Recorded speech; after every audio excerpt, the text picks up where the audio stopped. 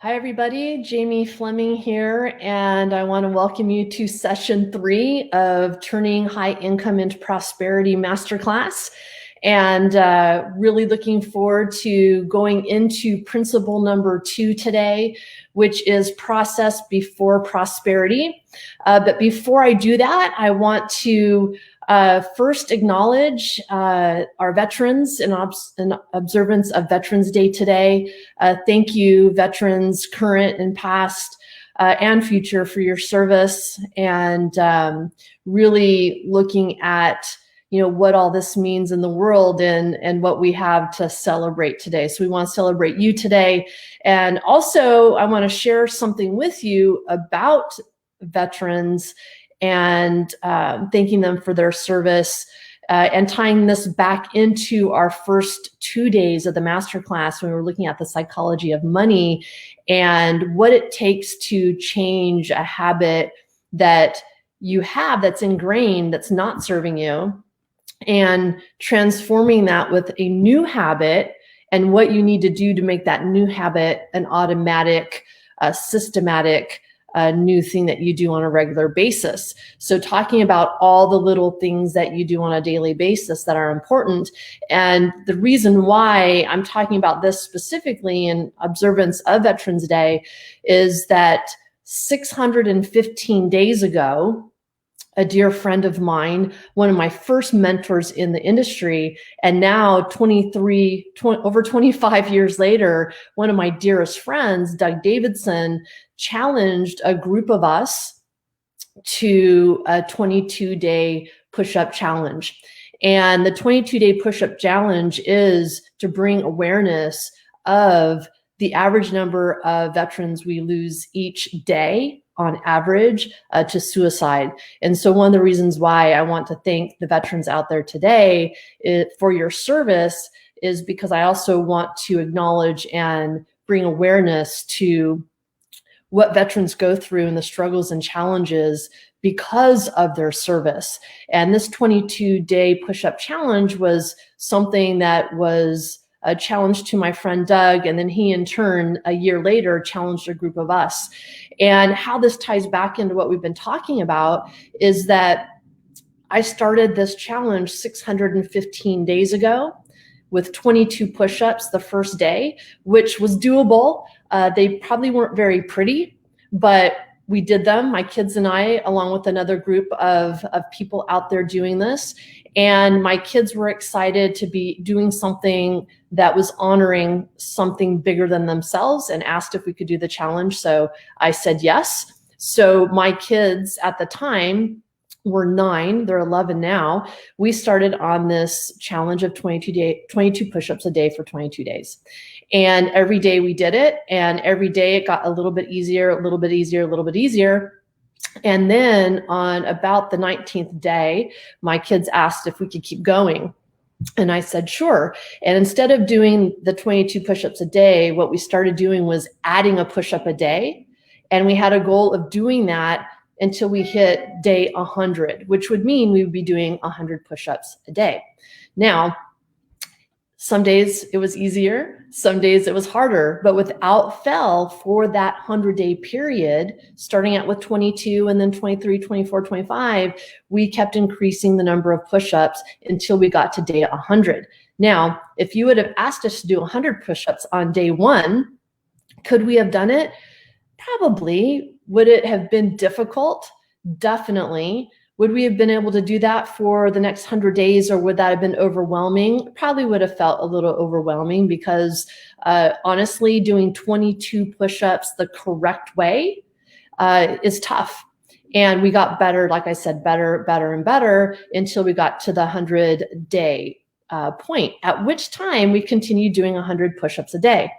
I bring this up to you because looking back 615 days ago, if someone had told me just less than 2 years ago that we would have done over 50,000 push-ups, I would have thought they were crazy.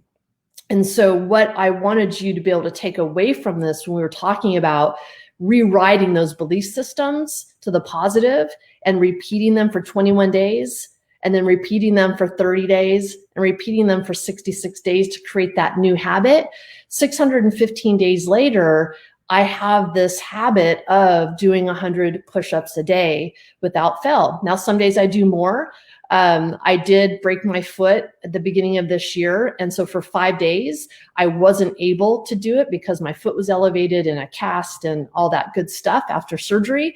But after that 5 days, I started adding a few push-ups to my 100 a day until I made up that 5 days, because I wanted to keep that pace, that habit going.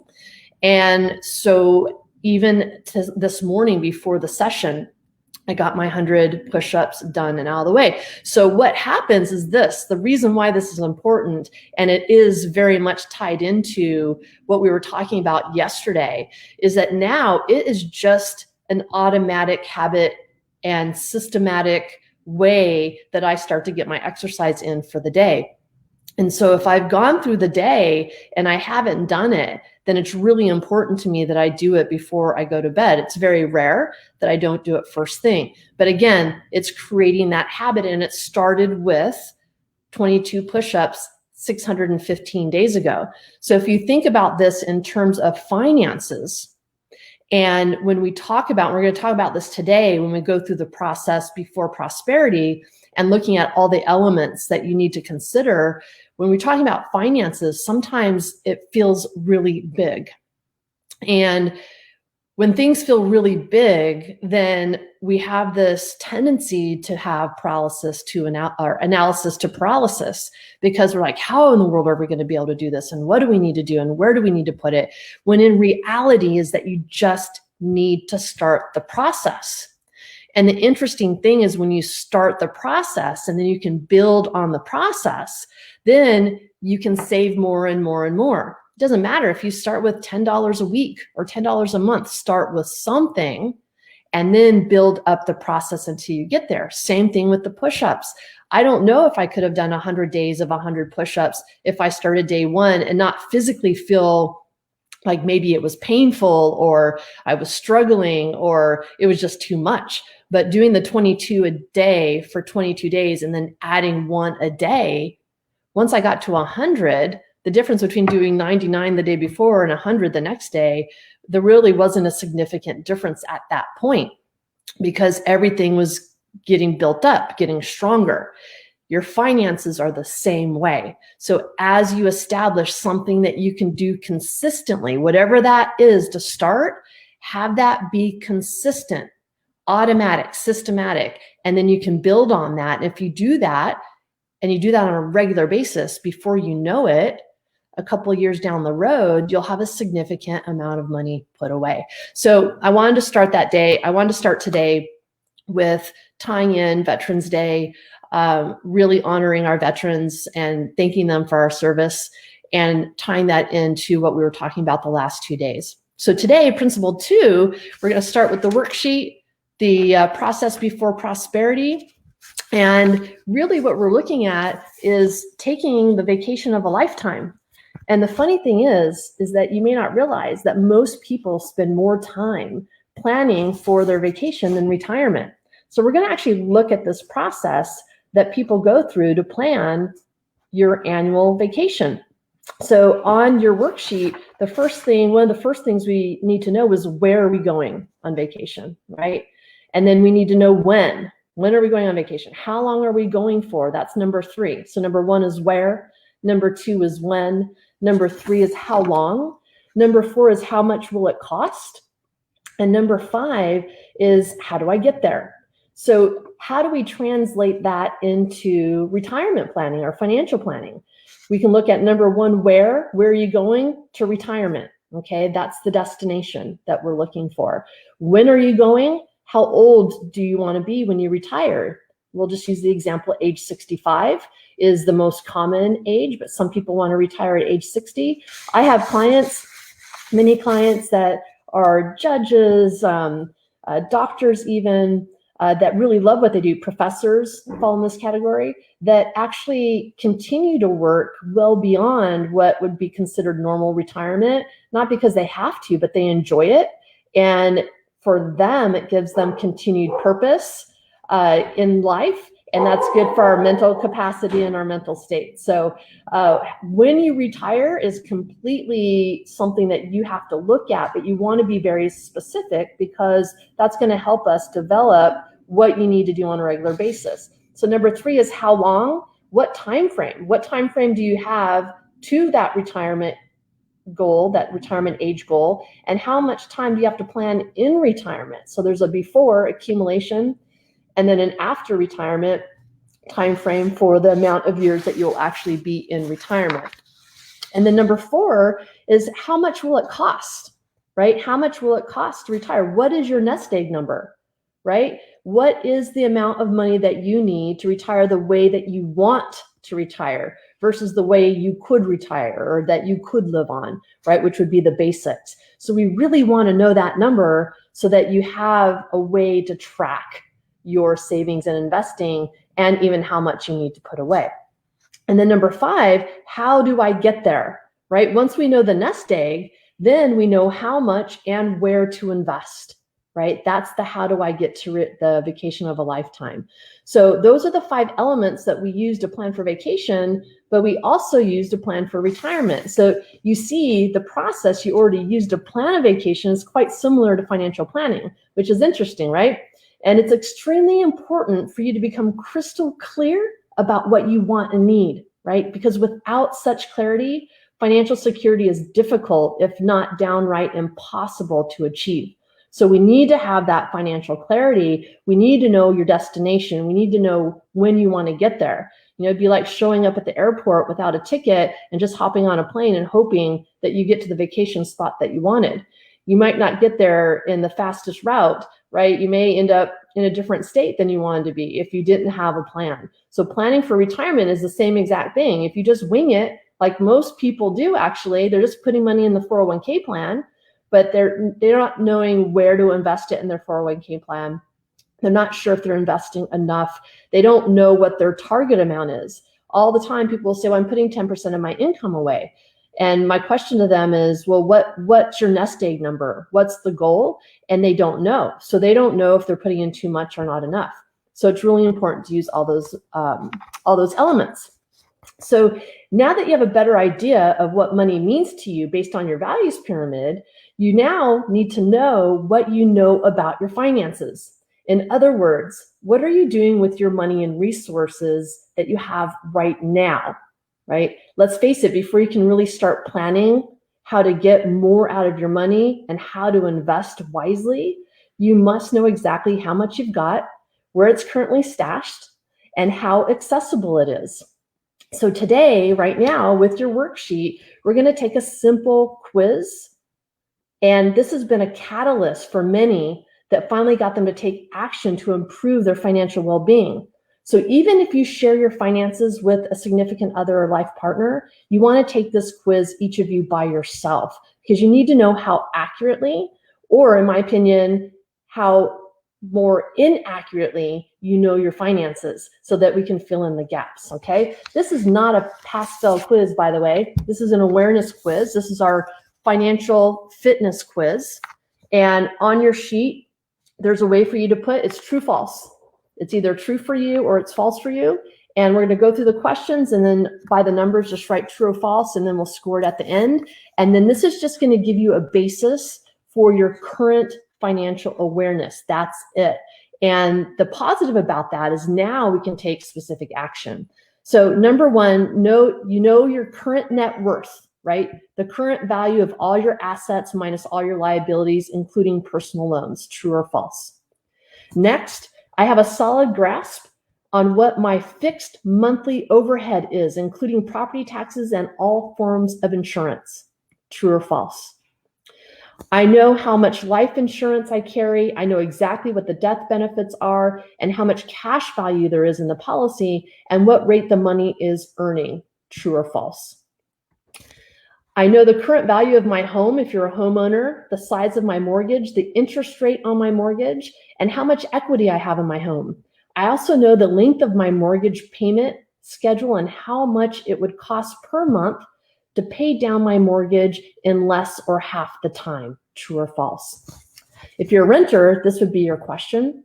I know how much rent I pay, when my lease expires, how much of my security deposit I gave the landlord, and what renewal rights I have. True or false? Okay. By the way, when we're talking about each of these components, if any part of it isn't true, you want to answer false so that you can go back and check. Next is, I know what type of homeowner or renter's insurance I have and what the deductibles are. I know whether or not my policy would provide me with today's replacement cost or actual cash value if my home and or property were destroyed or stolen. True or false? Next, I know the nature and size of my investments. And you know what? I'm wondering if you're able to hear me at all, actually. Let's see. Sorry about that. I'm going to check this real quick.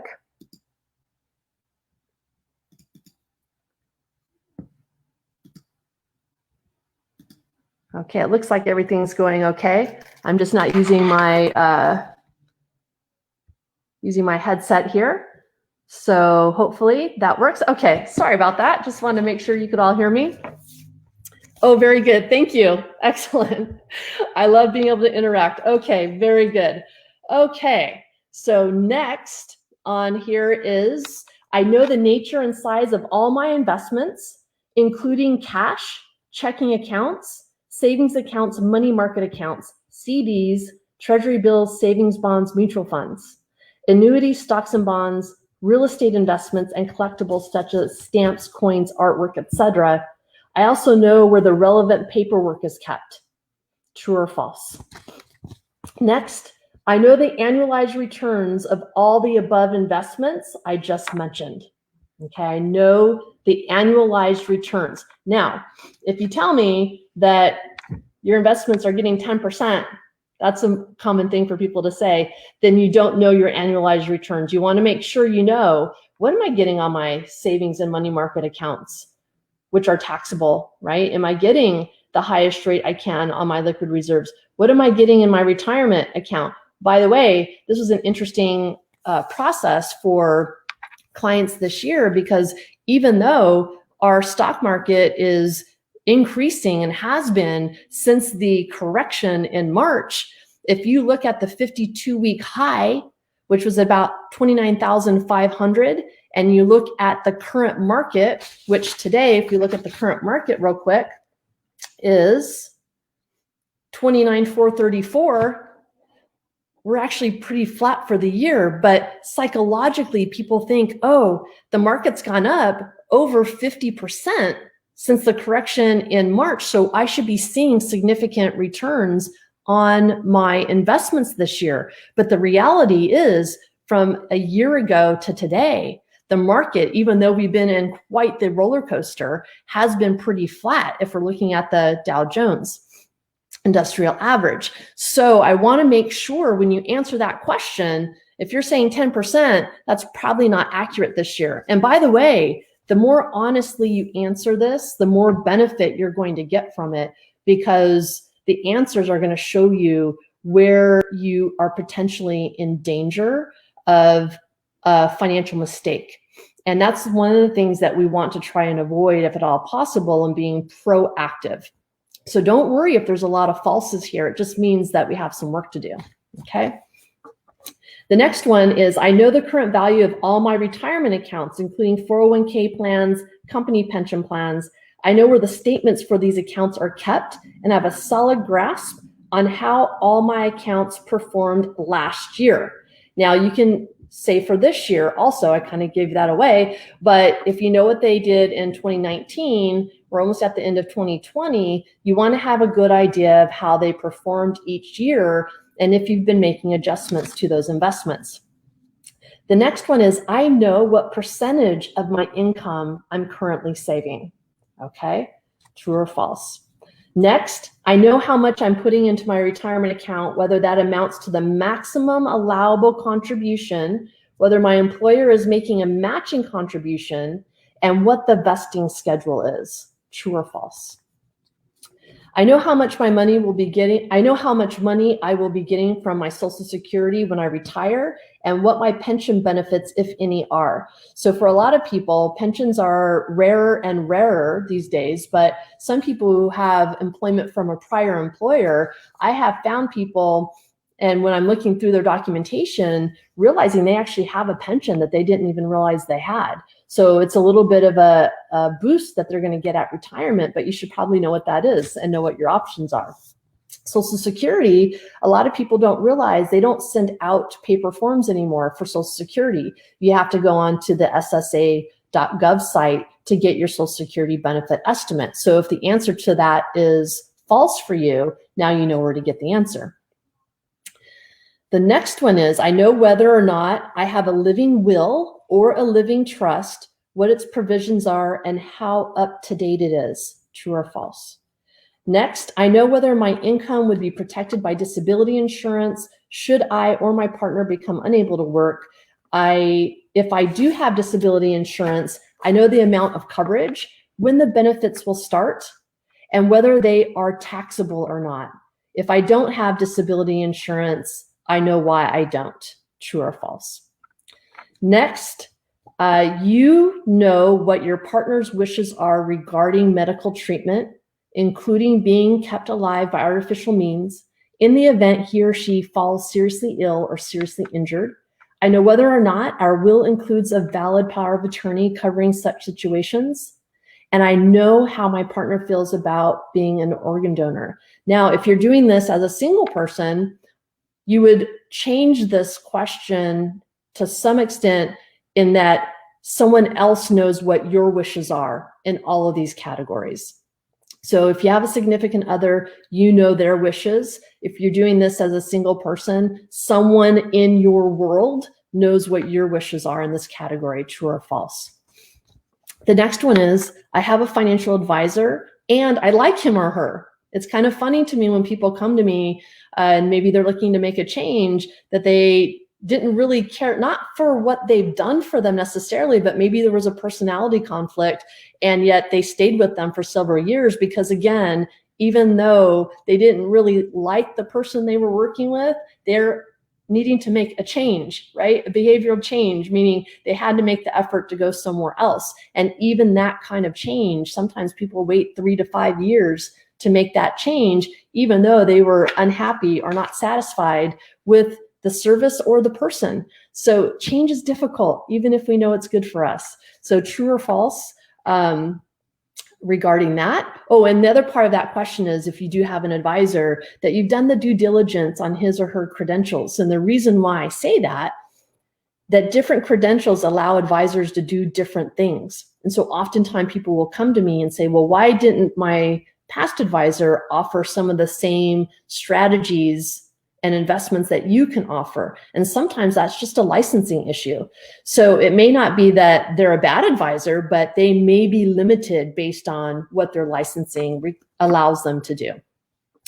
And then the last question in the series of questions is that you're comfortable with your knowledge of the latest tax reform bill that took effect. It was passed in 2018, took effect in 2019. It's also known as the Tax Cuts and Jobs Act. And it was actually the largest overhaul of the tax code in 3 decades, which is why I'm bringing it up. And some taxpayers were taken off guard and they ended up owing more in taxes and or getting a significant reduction in their refund check. So the reason why I'm asking about your knowledge on this is that if you didn't make any changes to how you're withholding your taxes or your paycheck withholding, these things can take you by surprise. And it took a lot of people by surprise in 2019 when they did their taxes in 2020. So answer true or false that you are actually comfortable with that. And the reason why this is a relevant question is because you can do proactive tax planning and take advantage of some of the overhauls that are implemented now. But if you don't look at it and you're doing a reactive approach to preparing your taxes by doing no tax planning, then that's a real danger for you. So you want to take advantage of these things. Okay, so that's it. That's the quiz. So not a difficult quiz in one sense, you're just doing true or false, but the reason why we do the financial fiscal quiz, the financial fitness quiz, is because people tend to not realize how much goes into a comprehensive financial plan.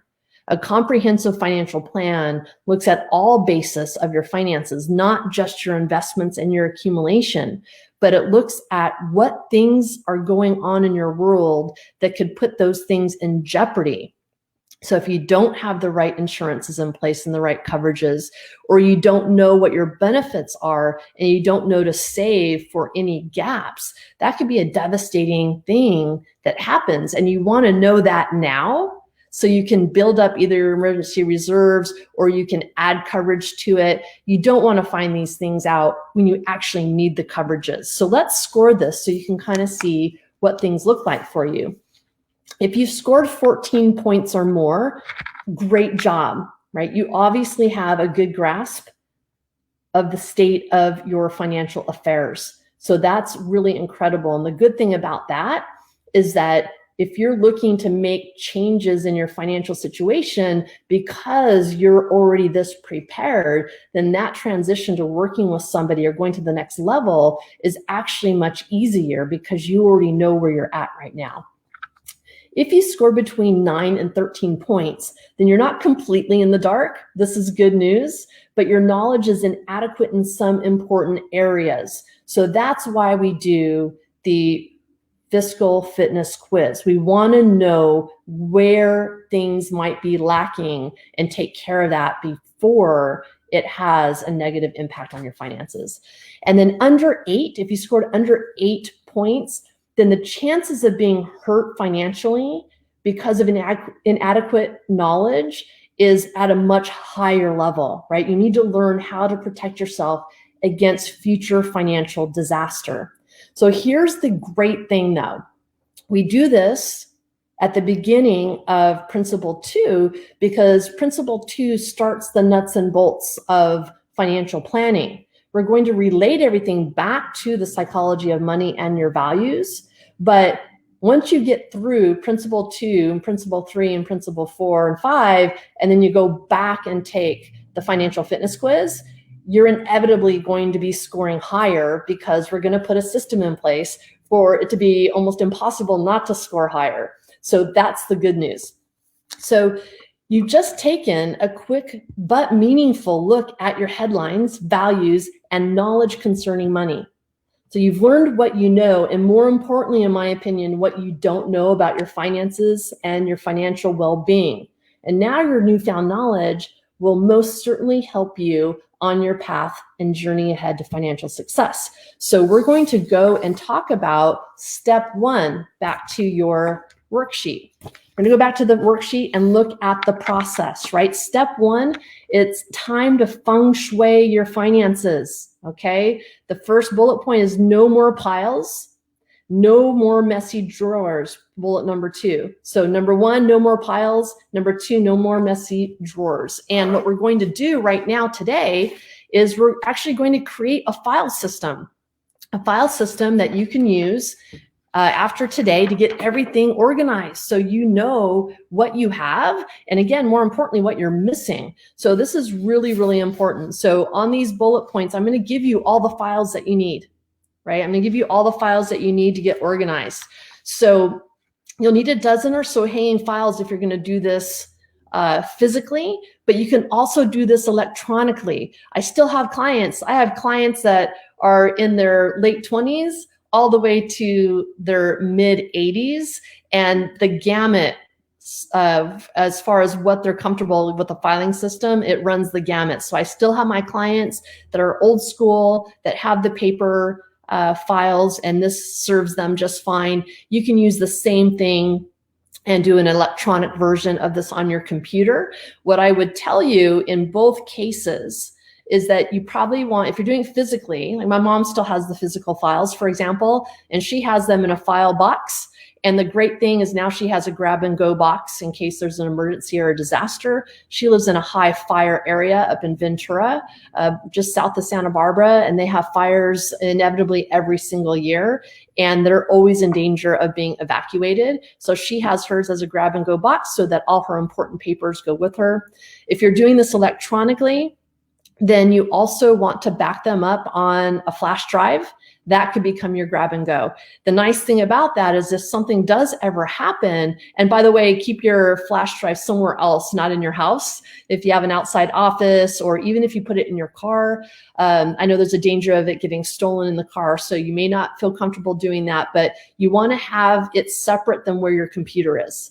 So that way, if there's a house fire or something of that nature, then you have those documents. I keep mine in my briefcase. That goes with me every single day anyway, when I go to the office and such. So it's always being carried with me. And then I have everything with me. So let's create the file system for you so that you can start getting organized and feng shuiing your finances here. So the first file that you want, or first label, is credit card debt. Okay, credit card debt. And that's the very first bullet point. Okay, I want you to capitalize the word debt, whether it's on a paper file or if it's electronically. I want you to put this first, and I want you to put it in red, right? Make it bold and red. I want you to see it every day because I want you, if you have credit card balances, this is something that we are going to tackle. This is one of the areas that you need to tackle to gain financial success going forward. So I want that to be in the forefront so that you actually know how much debt you have, all your credit cards, etc. The second one is household accounts. And within your household accounts, you're going to want files for your mortgage, and that includes your mortgage statements, home improvements, or house title. If you don't own a home, you still want to do household accounts for your rental lease, your receipt for your security deposit, and your receipts for all your rental payments, right? That's the household account.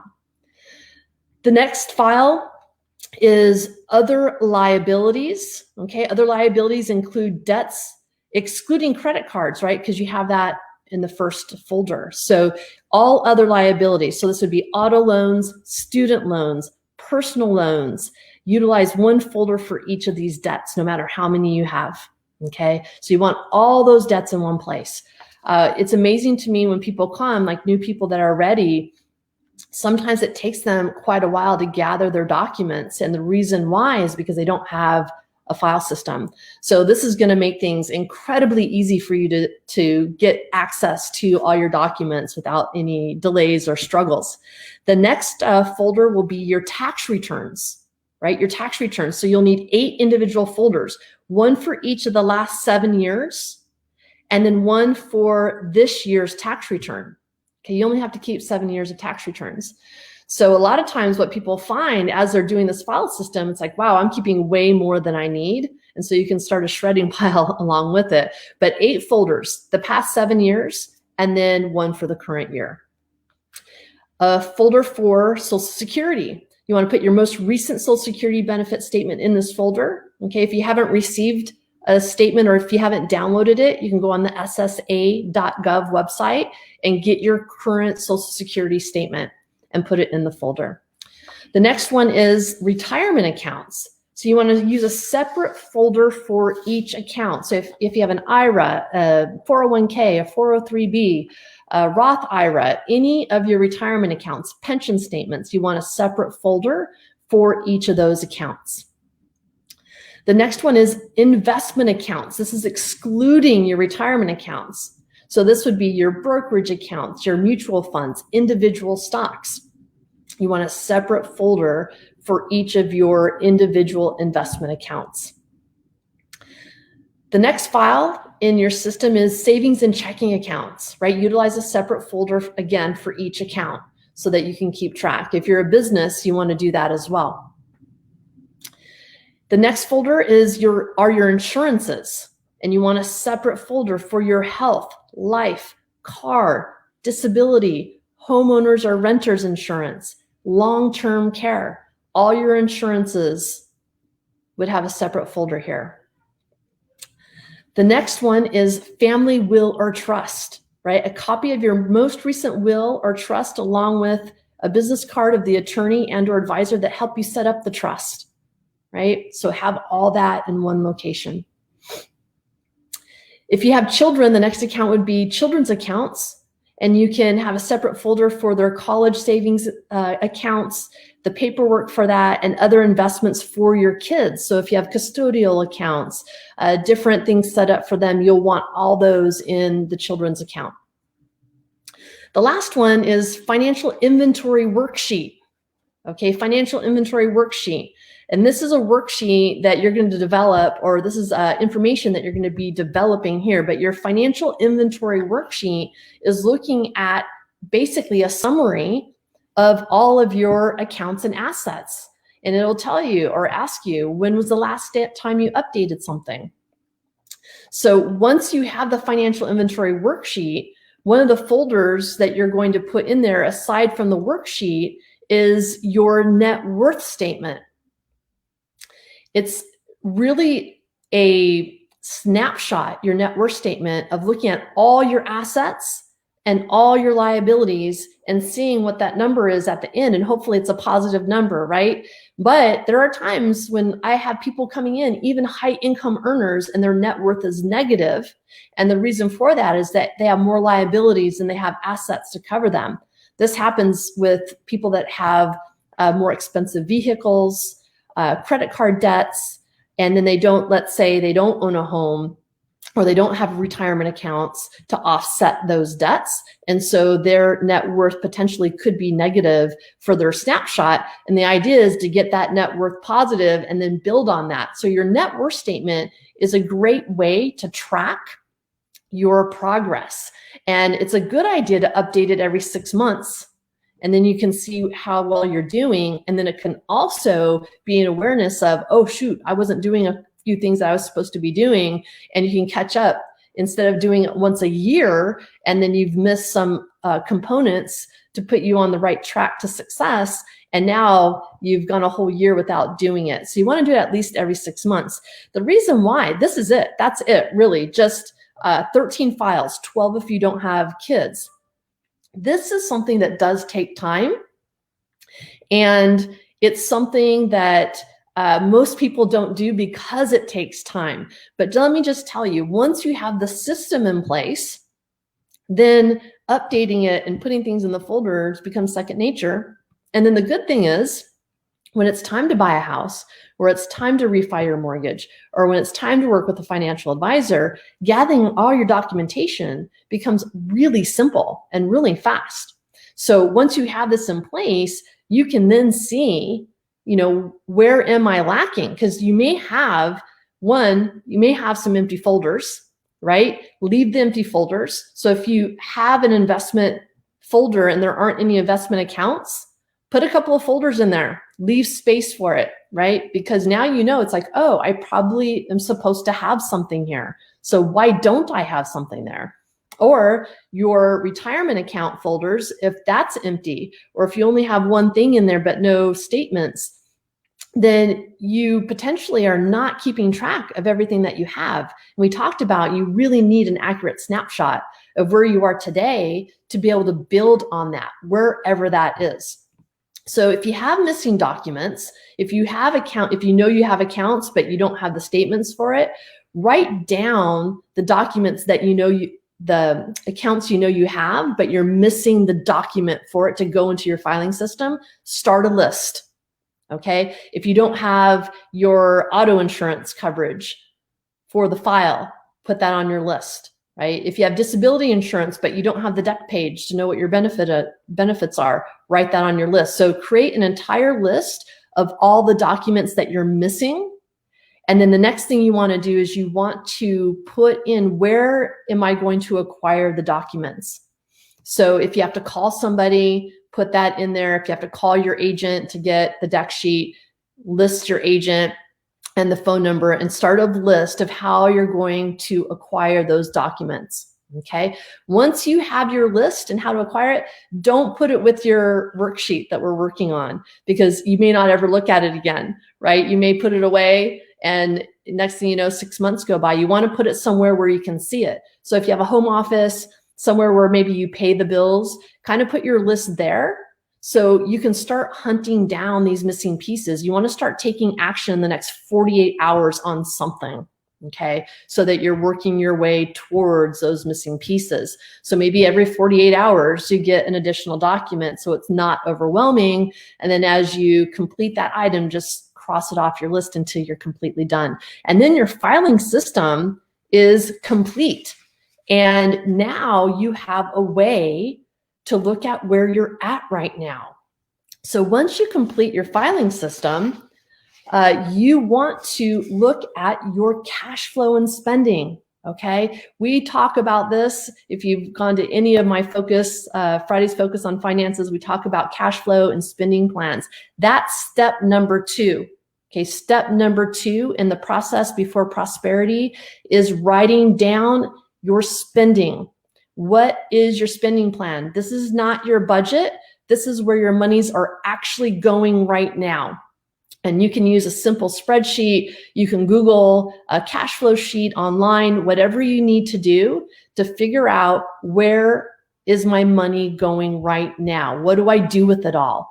Right? You want to be really accurate in your spending plan, because if you have an idea of where all your funds are going, then it's easier to modify what you're doing to kind of correspond to what you're really trying to do versus just letting the monies go out. So you want to do your spending plan. This is part of your homework, okay? It should be a little bit easier nowadays because everything pretty much is online. So you can even go back and look at your bank statements for the last couple of months and figure out where are your monies going now. So that's the first part of step 2. The second part of step 2 is figuring out, and we're back to the worksheet here, step 2 of the worksheet. The second part of step 2, which is also homework, and this is a big deal because this is going to tie us back into what we've been talking about the last 2 days. You want to find out, are you living rich or just expensively? And this is how you're going to do it, right? Your homework is to look at your 10 biggest expenses over the last month or 2. Okay, 10 biggest expenses over the last month or 2. And then on your worksheet, in the blue highlighted areas, I want you to write the headings for the columns. So the far left column is how much I spent. So the 10 biggest expenses, you're going to write the actual dollar amount. The second column is the item. What item does that big expense correlate to? So if it's rent or mortgage, it would be your house payment or your mortgage.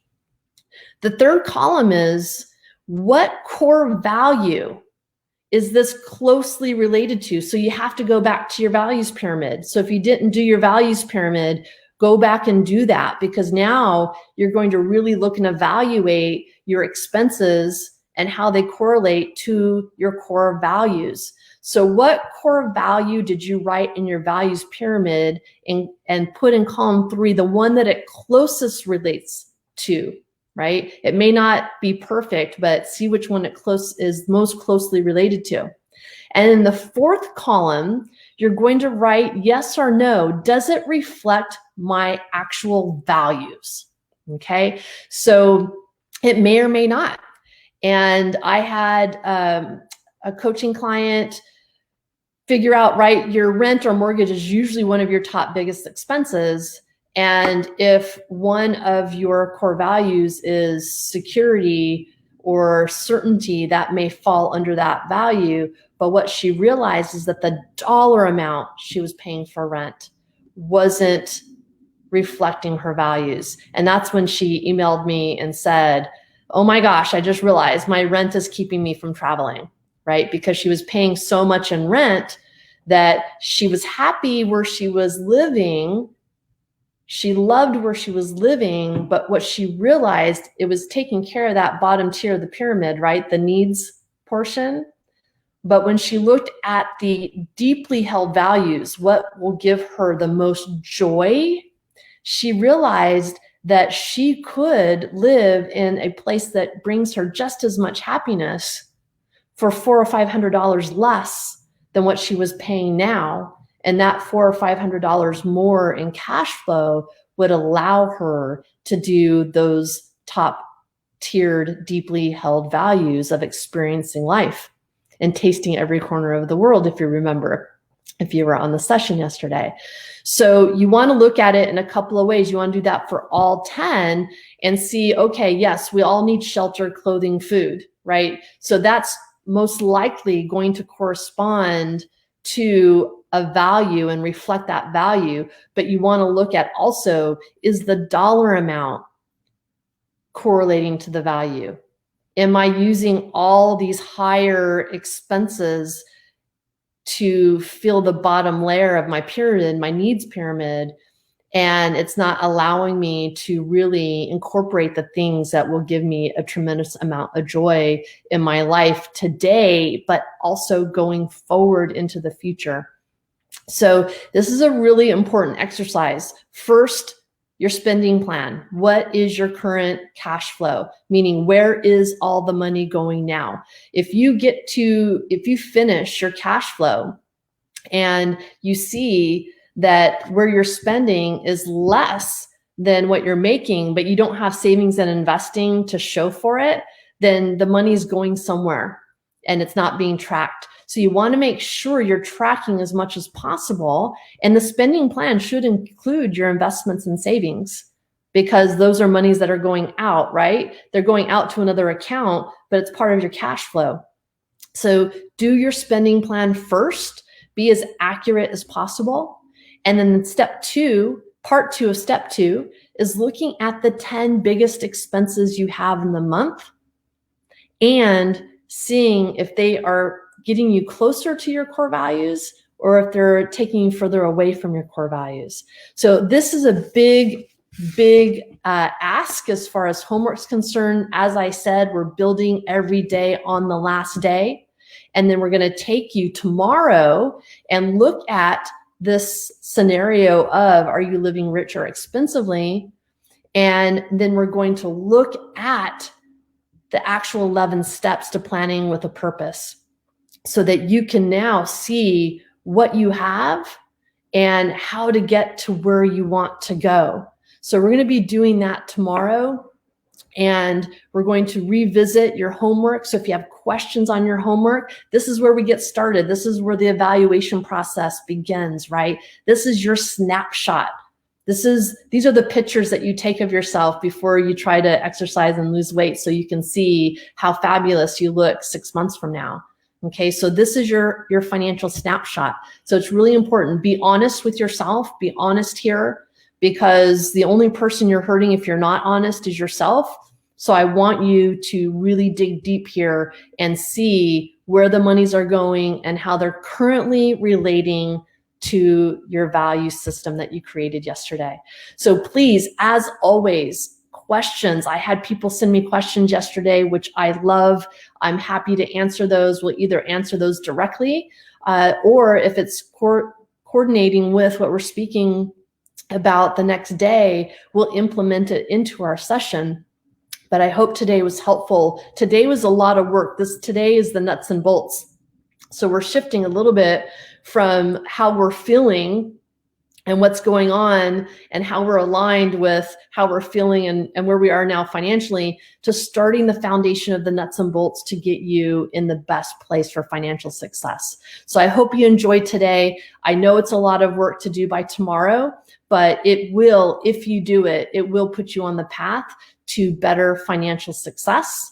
And I look forward to seeing you all tomorrow and going on to the next step, principle number 3. So have a great day today. Again, don't forget to ask for help and send us the questions that you have. Otherwise, I will see you all tomorrow. Thanks, everyone.